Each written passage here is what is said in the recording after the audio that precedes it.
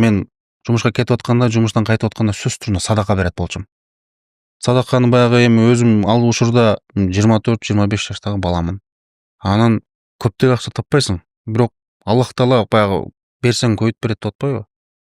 Ошого мен күндө эрте менен кетип атканда же болбосо кайсыл бир жерде бир муктаж адам кезиктирип калган болсом, сөз түрүндө жок дегенде бир 1000 сом берип кетет элем да.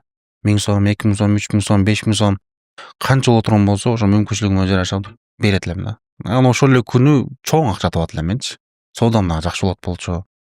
Анан бир күнү ошол шам намазын окуп Өзгөн шаарында шам намазын окуп чыккандан кийин мечиттен чыкканда эле бир эже муктаж болуп турган экен да.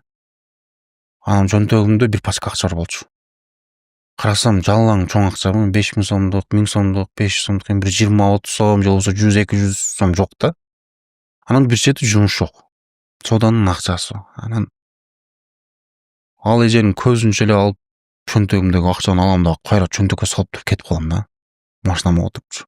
Бербей эчтекемчи.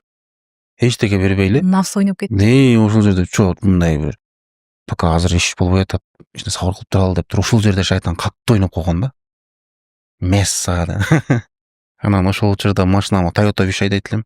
Отуруп алып туруп кеткем. Анан баягы мыйзамды бузгам, авгонго чыгып, анан шам менен куптанын ортосу болчу. Ошол учурда баягы күн дагы мындай бир жарыктык дагы башкача болот эле. Жакшы деле нерсе көрүнө бербейт алдыңдагы нерсечи.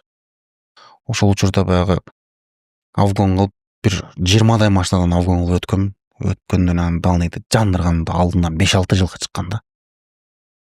Туу дейсиң, анан кийин рульду оң жакка буруп, шагыл жакка чыктым. Шагыл тартып кетти, анан кийин 40-30 метрге тоолонуп кеткем.